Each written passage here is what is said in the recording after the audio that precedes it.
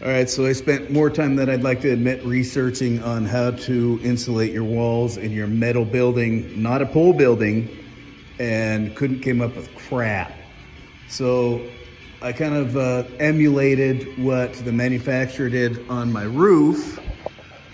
They put this bubble insulation up there and just secured it to that outside roofing and compressed it down on the sides, and anyhow, kind of you see how it goes.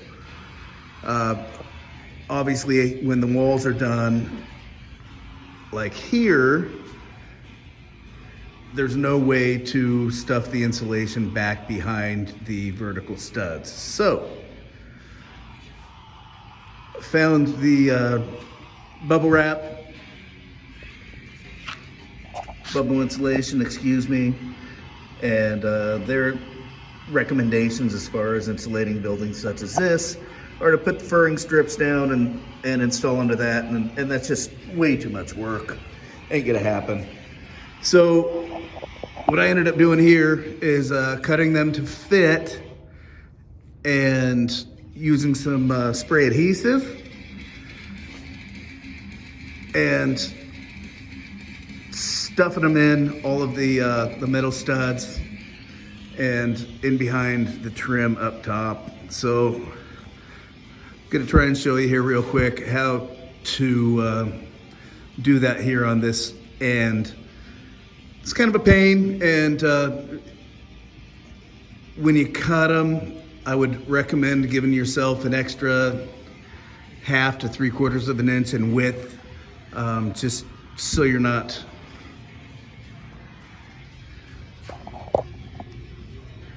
doing this. So I'm gonna end up probably putting some duct tape down the corner of that, kind of like how we did here, where the spots wouldn't fit, or excuse me, where the insulation wasn't wide enough, and you had to do your cuts and compensate on the top. Also, just a side note, don't trust the 12/3 roof pitch with your cuts. Just make the measurement every time, and you'll be a little bit better off. So I'm gonna climb up here and show you how we do this, and hopefully this video won't take 14 minutes or some stupid thing, and we'll get you guys all dialed in. If you have any comments or questions, throw them on in there. Gonna throw the camera to my lovely wife now, and I'll get to work.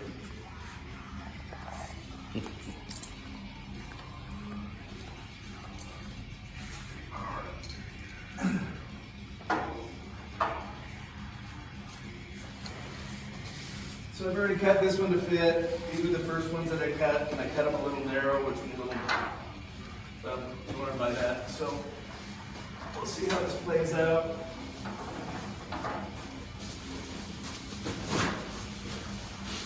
This trim piece up here, I didn't want to glue the insulation over the top. I thought that would be a little sloppy. So instead I wanted to tuck it up underneath. However, here at each stud, they're bolted in on the outside, or screwed in on the outside, so it's pretty freaking tight. So I've got this really rigid scraper. It's literally a paint scraper, and I'll shove that right up underneath there on each side.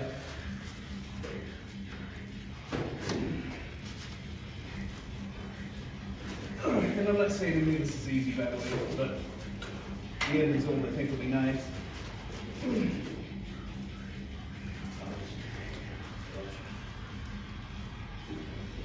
There.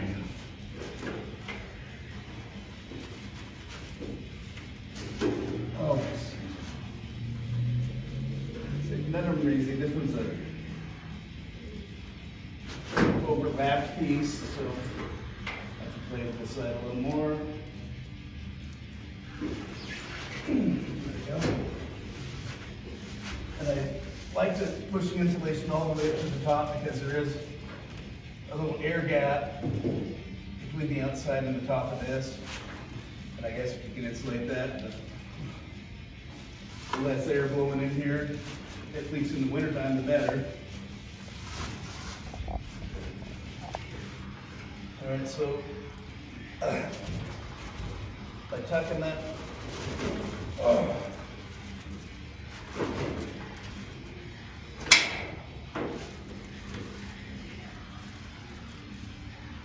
some bench up there, it holds onto itself. So I'm doing this all by myself because I don't want to waste all my friends' time being all anal on shit. So I'll get it dialed in up there. And there goes the glue, that's fine. Can you see where I'm at here at the bottom? Too far left or right? I think we're gonna have to adjust more. This looks really good. So, again, I might be a little bit short on these ones, so what I'm gonna do is make one side super flush as I roll it down and adhere it. So I'm not a Loctite representative or anything, but everything that I've been using is Loctite, and I've been really happy with how it works out. So, kind of show you how we play this out. So grab the bottom.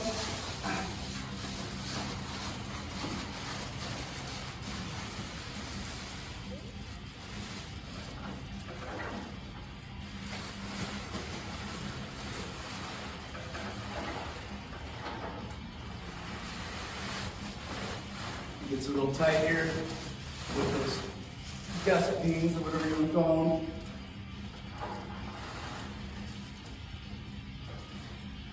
And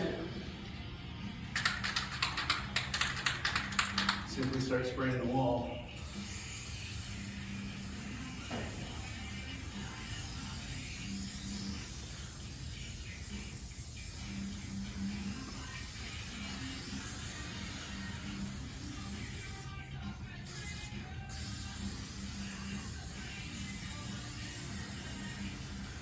First section I like to get done underneath this gusseted area so we can get past these bolts to lessen any friction. Also on the seams we've got this little extra lip there. I try to put some extra glue right there. And that's just an extra lip. Alright, so we'll pop this down and I'm going to stay on this one side, keeping it nice and tight.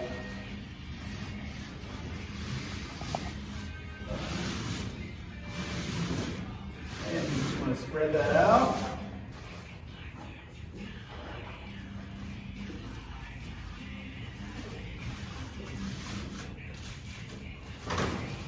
And basically keep on rolling all the way down. So you may have to adjust and coerce the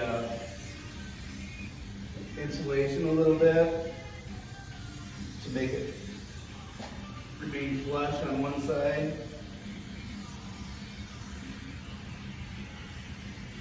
But it's not that bad.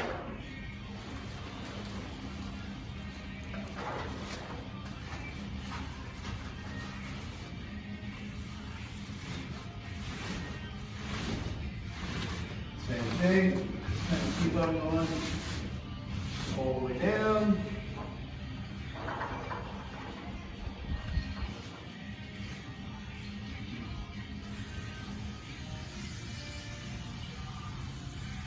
And we go with another seam again, where the siding couples together.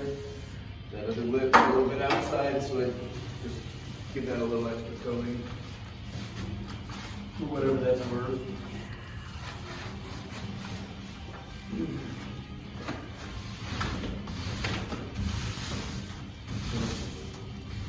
Again, this was the very first cuts I made, but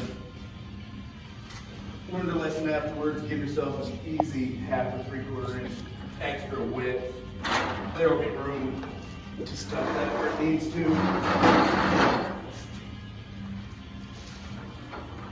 Break the ladder out of down here.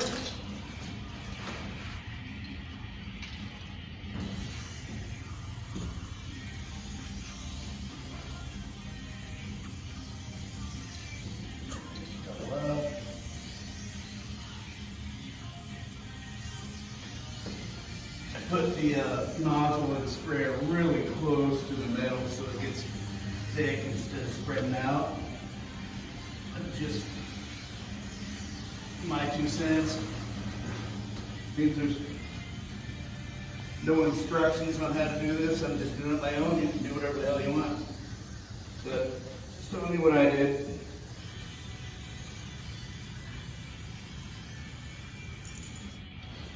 All right. That part is not quite tight, so I just coerce it a little bit over this rig, which is fine. It's not hard to do.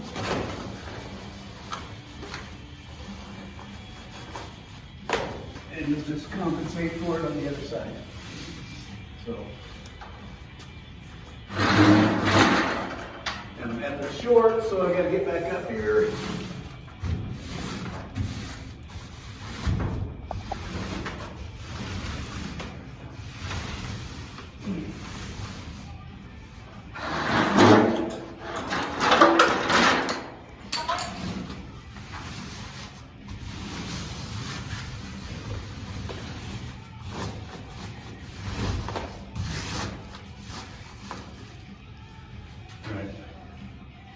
And you got a couple of bolts on the bottom that anchor shit there, so I'll just cut that off real quick. And flush it all the way up on the bottom. Then I'll, whatever. Clean that as needed. Another thing that I'll do, just because might be a little bit anal, but whatever, is what it is. So take the edge of that scraper and run it on down the side of the beam, which makes it all uniform. It doesn't look too sloppy. So that's how you get that one panel done. Hope you all learned a little bit from that. None of it's easy. It's going to take you freaking forever, especially because you're particular as I am. But by the time it's all said and done, it should work out really well. I noticed today it was 85 degrees outside, and prior to this being insulated, I'd come in here and it was a hot box.